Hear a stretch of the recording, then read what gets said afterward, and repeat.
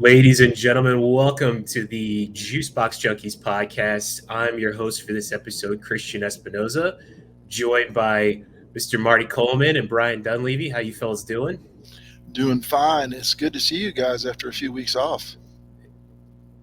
Yeah, it's good. I got a little live PD action going on here, so I can't complain. Always Yeah. entertaining.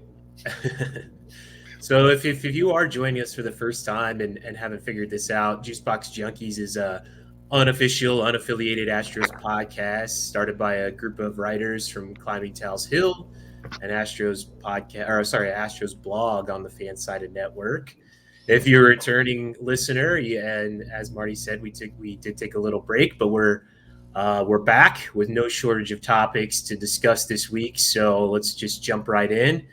The Astros are sitting at the top of the American League West, 12-2 in the last 14 games, if I did the math right. As of this podcast, we're recording on May 17th, which is Tuesday. We kicked off a series in Boston last night. The Astros bullpen coughed up a lead with Hector Neris and Phil Maton giving up a couple runs each. But that's been a rare miss for them. Nothing to panic.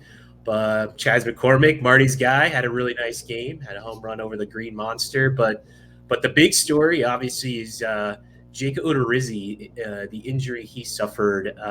He had to be carted off the field after darting off the mound to cover first base on an infield hit. The news was just a little bit ago, maybe about an hour or so, that the Astros put him on the 15-day injury list with some lower leg discomfort. Per usual, they were vague, but I did get a chance to listen to a few of Dusty Baker's comments on Sports Talk 790 earlier. Said that the team may have are feeling optimistic about his injury and are hoping to have him back sooner than later. So, kind of get into the discussion is Marty has an article that just got posted today that discussing some of these topics, but maybe Marty, you can give us a little bit of preview of that and discuss sort of where that leaves our rotation and maybe some of the short-term fixes we might be able to kind of implement here to get the Astros or have the Astros continue this good run. Yeah, what horrible luck for Jake Odorizzi and secondarily the Astros, but they're paying this guy $7.8 million a year, and he sure hadn't pitched like it up until the last four starts, three before last night and 5 innings last night. He would have gone deeper into the game last night, but the injury happened at the end of the fifth inning. So started out the first first three starts of the season, he was 0-2 with a 9.00 ERA and a 2.56 WHIP. Something happened. He talked to JV, right? I think that's what JV said before that April 26th start in Arlington, where he turned around. Now, and he's had three really good starts since then, and he's been fantastic for the last four starts, including last night. After 6 innings and one hit in Arlington, where the one hit was a solo homer, that was the only run he gave up. He had two home starts against Seattle. It was the first game, and I don't remember the second game, but they were very good starts. It was un-Odorizzi like. Now, I have been very critical of Jake Odorizzi. He has pitched fantastic these last four games. That's the sad part, right? He's pitched like the $7.8 million pitcher that the Astros need, especially with Lance McCullers out. The sad part is he's hurt. I'm a big enough guy to admit that I was on his case, but he's done fantastic last four games. As far as the replacements go, Seth Martinez has been activated and he's up. But that seems like a short-term answer to me, somebody who can maybe be a long man in the bullpen until they get back around to that start. Because remember, this is a team that's gone to a six-man rotation to I don't want to say baby, but to assist JV to get through this first season post Tommy John. Christian Javier is already in the rotation, so they're going to need somebody longer term. Is that Seth Martinez? I don't know. I don't think so. They may have to make a 40-man roster change, and if I understand the rules right, you guys may have this better than I do. that would mean somebody might have to go on the 60-day DL, and it would seem like Jake would be, depending on the severity of his injury. Even though Dusty said they got a little bit lucky, we still don't know what that is as far as Christian says. I don't think Seth Martinez is a long term answer. I don't know who is. Kenny wrote an article today for Climbing Tal's Hill that listed three options. So maybe one of those is the answer. I'm not thinking it's Seth Martinez. Yeah, and I think the interesting thing is how coming into the season, the Astros were looking really strong with their starting pitching depth. Then we kind of lose McCullers. We kind of figure out he's nowhere near being ready at the start of the season, and then then now we have Odorizzi going down. We moved Javier into the rotation, which I didn't think was the Astros were ever going to do, but that just shows you how critical they thought keeping or giving that extra day of rest is to Verlander. But looking at this team down the stretch, and obviously it's hard to kind of put a finger on exactly what that's going to look like depending on the severity of Odorizzi's injury. But Brian, what do you think the long-term solutions is for this team down the stretch from a rotational standpoint? Do we sit around and wait for McCullers to come back? Do we make a 40-man roster move and bring up Hunter Brown? Do we go out into the trade market? Do we look at available free agents? What's your thoughts on sort of the longer, not necessarily long term past this season, but longer term down the stretch? Yeah, I mean, if Odorizzi is going to be out, we're just going to assume the rest of the season. If we're all thinking worst case scenario, he's at least out for the season, if not longer. So you really have to look at some guys that can eat innings like he was brought over to do, and keep us in the game. And also on top of that, you're looking at somebody that potentially could be in the mix for, a playoff, bench, coming off the bench, long-term start, if it's a bullpen game or something like that. So, I don't think the Astros have any other starters that would be ready for that role in the playoffs at the moment. So I think, if anything, if they're looking at somebody for the playoffs, I think they have to figure things out with McCullers by, I'd say, July 1st. And if July 1st, if McCullers isn't back by then, do you really think, and Astros front office really think that maybe just an August and September string for McCullers is enough to get him, ready for postseason play? That would be pretty tough, I would think, coming off of an injury, and I don't know if they can count on that. So I would look at them making a trade. Like I said, July 1st, they can start looking at their options if neither Odorizzi or McCullers is back. I think they're looking for a trade for another guy that's going to be long-term out of the bullpen. Right now they have, Solomon, they have Vilak, they have, they could do Paredes, and Paredes would be a good coming out of the bullpen guy, but he's not going to be a starter. Hunter Brown is another great option too, but those guys are all, unproven entities. And I think adding one additional unproven entity to the already young, 3 starting pitchers that they have, I don't think that's a good case for a strong playoff run. So I think they're going to have to trade for some experienced starter, some guy that's got some of them, and try to fill that role if McCullers is not back by July. Yeah, and I think you're totally right. And it's not out of the realm of possibility that was going to happen anyway.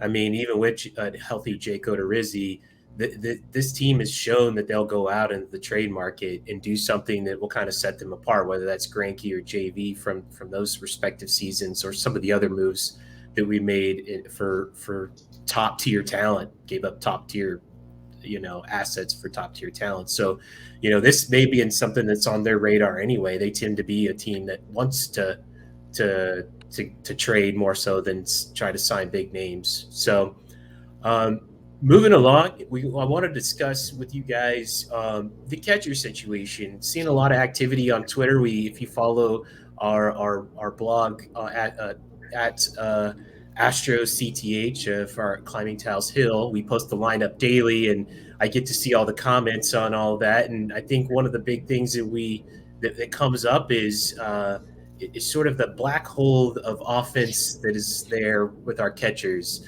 Obviously Martin Maldonado and Jason Castro to an extent this season have been very strong defensively. I know there was a pass ball last night that created some stuff, and but generally overall they've been strong defensively. But is this the two catchers that we gonna have to rely on offensively down the stretch, or do you think Corey Lee's a legitimate option this season?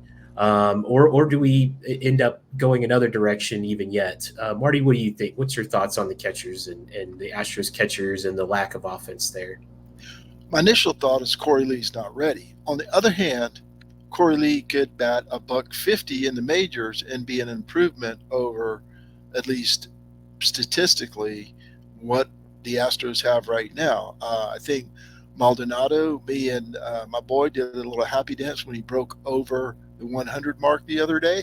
And I think Castro's got a little bit of work to get there. It's just incredible. I put the two of them together. Now, I'm not saying adding their at bats and their hits, but just their batting averages together last week, I think it was 128 between the two of them, right? They were barely halfway to the Mendoza line. I love Maldonado behind the plate. Castro, I'm a little, probably his last year. He's playing out the contract, etc.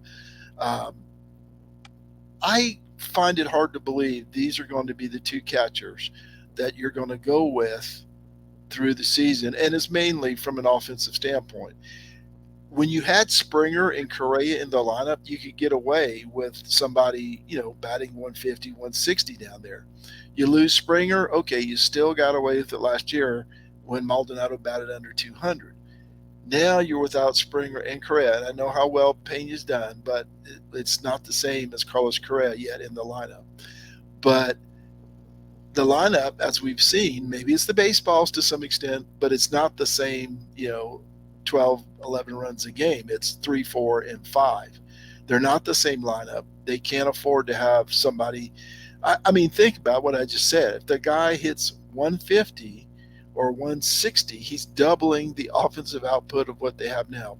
Every now and then, Maldonado hits one out of the park, and it's great. But it's like the blood moon I saw the other night. It comes about once every 3 months or so. And it's just not enough. If you want, and I said it before the season, I think, if you want to win the World Series, no matter how good he is defensively, your catcher doesn't bat 0.85 or whatever. I think they need to make a move at some point, even if it's to get Corey Lee in there as a backup and an occasional starter.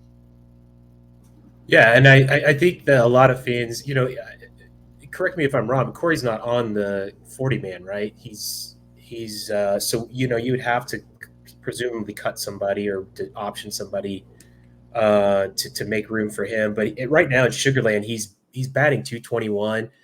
He started out the season pretty slow, or a little concerning, but he's came on with the power. See, I think he's up to 7 home runs and almost 20 RBIs, and he's got some a handful of doubles also. So the power's there. I definitely don't think the contact is quite there yet. The OBP is not quite there yet.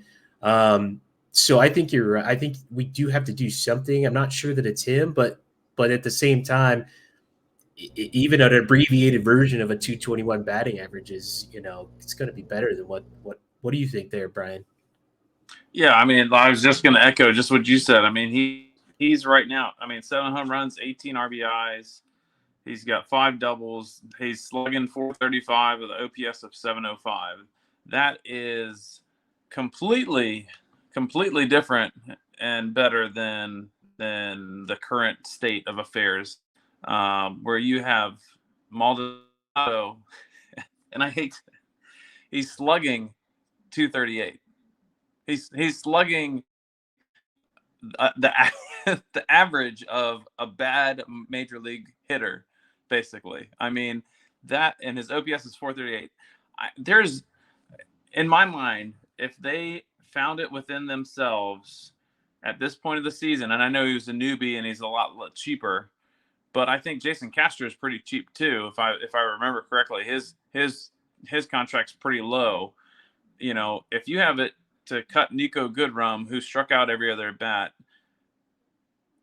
I don't see how you don't cut Castro or I don't think they're going to do that to Maldonado. I think he's too much of a veteran presence. I don't think they're going to get rid of him. But Castro, either trade him or cut him or something, and get somebody that's going to even hit for average. Doesn't matter if he doesn't hit a bunch of home runs, because it's great when Maldi hits those home runs. It's like, he finds some key moments to hit them, but you can't keep a guy in the lineup every day that's going to hit. He's at 113 now because he had a couple of good games in DC. But I mean, to have a couple of good games and get up to 113 is pretty sad. So there's got to be a longer term option. They got to be looking at Corey Lee. I think if they think Corey Lee's the future, I'm just going to throw this out there. If they think he's the future of the franchise at catcher, then they need to pull him up and cut Castro, sometime next month. It just needs to happen. If Castro's still under 150, I think that they need to make that move or trade for somebody in the short term, like you said, Christian. I think that's just as good. I mean, trade for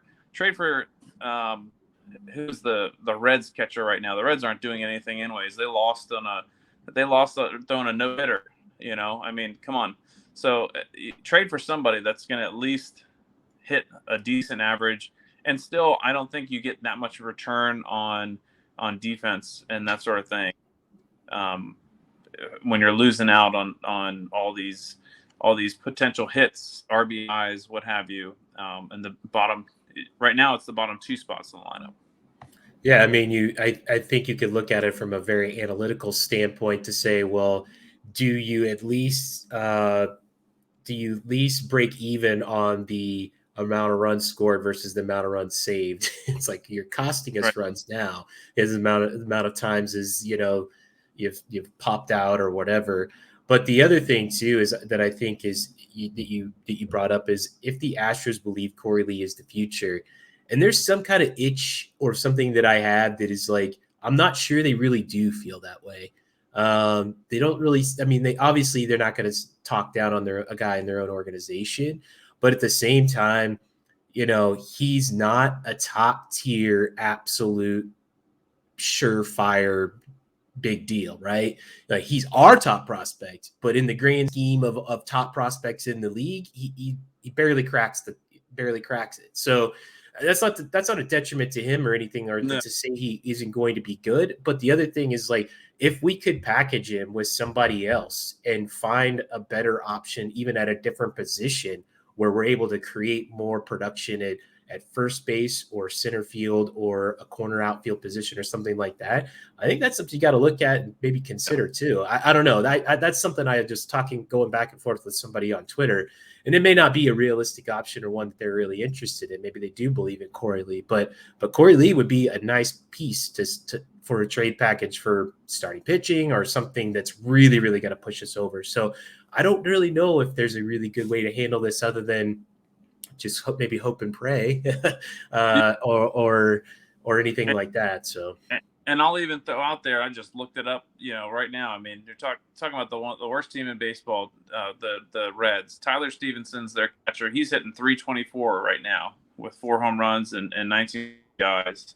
And, and this is his third year. I think anybody in the Astros fan group would be fine with them trading Castro and Belak, the Reds, for Tyler Stevenson.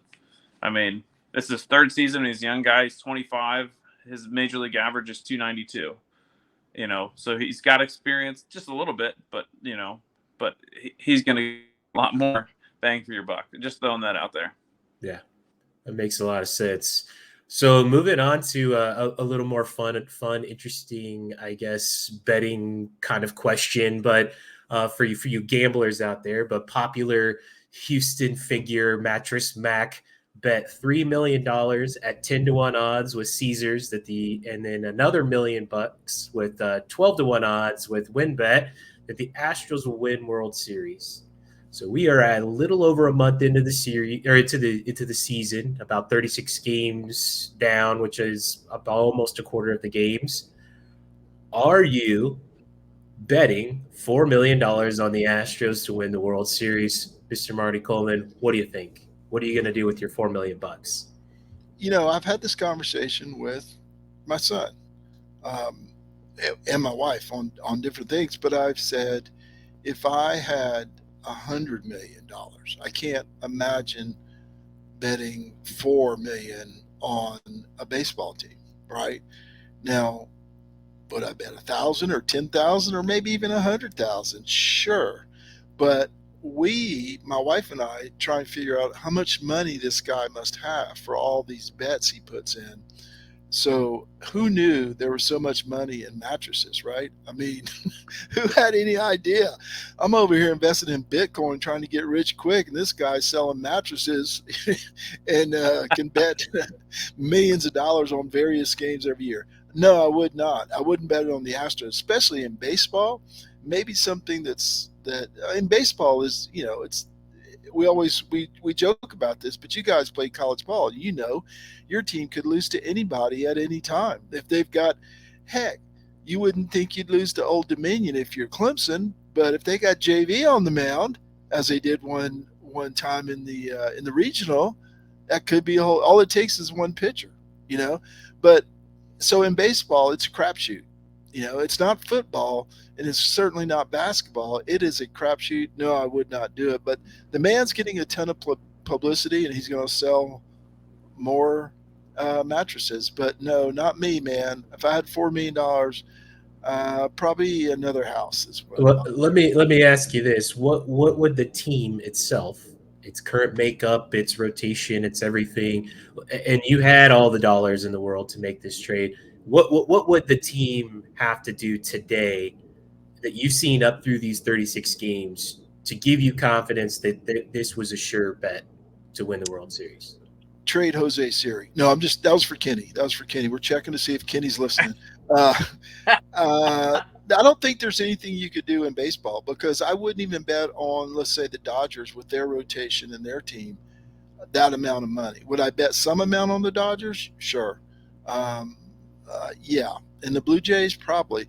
But maybe I know the Astros too well, right? Maybe it's the thing that's too close to me, and I know the holes, and I know, we watch them every day. We analyze them every day. We write about them several times a week. So maybe it's that old thing of, them too well to make this bet. But Lance McCullers would have to be pitching. They need a different catcher that could hit. Um, Bregman would have to be 2018. It goes on. He'd have to be 2018 Bregman. On it, he'd have to have somebody in center field besides Chaz. Sorry, Chaz, love you.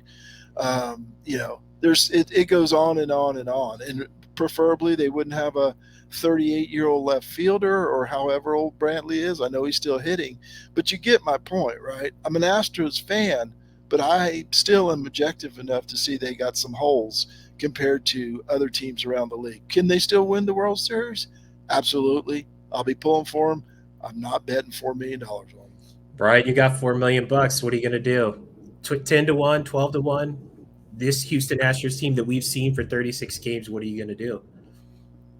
Not a chance. I'm not putting money on anybody at game 36. It's just every year you watch the Fall Classic, and in my mind I have to wait and see who exactly is the hot commodity at the time. That's what it comes down to for me. So when and I'll bring up our losses, no problem. But the unfortunate thing is, when we played the Nationals, they were the hot team. That's the only reason they won. They weren't the better team. We were the better team. They were the hot team. When we played the Braves, same thing is true. The Braves barely got into the playoffs by the skin of their teeth. The only reason that they won it all is because they were the hottest team at the time. You had some guys coming out of nowhere like Soler that just exploded. And I would even say when we had the bad luck, on top of that. If McCullers and Myers were both on our roster last year, we would have won it all. I'll put that out there. So there's no way. So what would it take for me to actually bet money on that? It would take them adding another quality starter, McCullers being healthy, and one more bat. Then I'll put the money down. But I will wait until September.